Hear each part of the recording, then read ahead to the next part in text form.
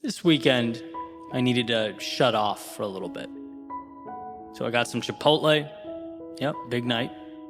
Picked a random episode of Game of Thrones, sat on my couch, and I put my feet up.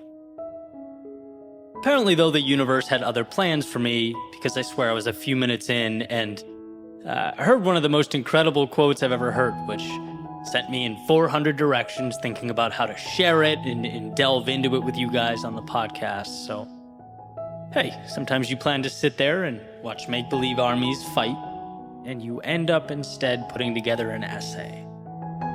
Life in the big city, right? But the scene I'm talking about, there's a character named Sansa Stark, for anyone who hasn't seen it.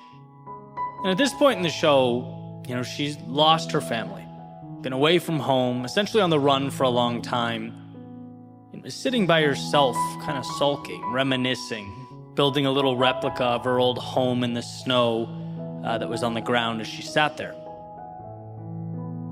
And basically, just to set the scene, this little kid comes up, stomps on it. Sansa gets mad, hits the kid. She's just devastated by everything, exhausted by it all. And roughly that time, a second character walks up, a guy named Peter Baelish. And Sansa, standing up over her broken snow castle, says, "I was trying to remember what everything looked like. I'll never see it again." To which Peter replies, "A lot can happen between now and never. If you want to build a better home, first you must demolish the old one." He's implying that Sansa might think she wants to go home, but home is essentially gone. That place she knew, that place she wants to go back to, it's destroyed. The people she loved are no longer there. She thinks she wants to go back to that place because she's lost and scared and alone, and the human condition is always to return to the comfort of what we left, to recapture that feeling of clarity. But to truly find herself, what she needs to do is destroy that version of home and build a new one. To start again, to become something worthy of a new home, one that's more conducive to life now. Which is her character arc for the rest of the show, right? Slowly evolving into that person. See, life is this interesting cycle of dying and being born again, of leaving old things behind in order to build a new. The old you can only give what the old you always gave. So when life demands more of us, we have a real problem on our hands. What you knew is now insufficient. It's not enough. Sure, it was enough yesterday, but today's a different story. And we're always put in this situation where the road before us is asking more of us than we've ever given. It demands more than we know how to accommodate. This is when it becomes very easy to misdiagnose home. To think the answer is behind us, what we need is buried beneath what was. When in reality, what was is no longer sufficient. What we really need is to set the past ablaze in order to create space for what must be brought to life.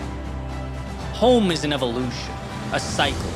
As our world changes, we evolve right along with it. As old beliefs fall, new ones are built. As the old way is lost, a new way is found. By clinging to old, you sentence yourself to the never Sansa was so adamant about, at the expense of the infinite abundance and opportunity that's out there. It's worth noting that the phoenix does not descend from the clear blue sky.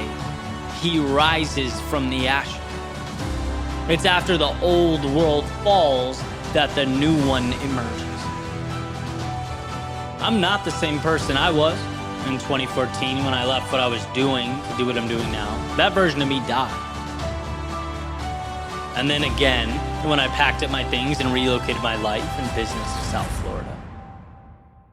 And then again, when I changed how I positioned myself, how I thought of myself in the world, and again, and a multitude of times since then. This current version of myself is dying as we speak, making room for the new. Every time I find myself at a transition point, it's pain. It's unlearning things I knew to be true, I was sure of. It's taking a sledgehammer to the old realities so that new ones can take their place. So that saying, a lot can happen between now and never. Yeah, anything can exist between now and never. The world is limitless between now and never, if you understand what never means. Because the old you could never have the things, meet the people, go the places, or become the person that you will be someday. The old you could never see the world the way you do or the way that you will. But the old you was never supposed to. What we once called home, our past, our understandings of life, they were critical. They set the stage for now. They brought us this strange intersection of who we once were and who we now need ourselves to be. It's not that crawling on the ground was wrong. It's that we are now required to grow our wings, to set ablaze the previous parameters so that new rules can be written. Change hurts, but it hurts far less than carrying the old you into eternity, while infinite possibility is left on the shelf. It hurts far less than equating your life now to what's been taken away or lost.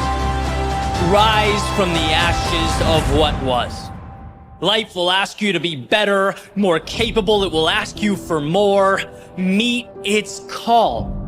Over and over again, meet its call.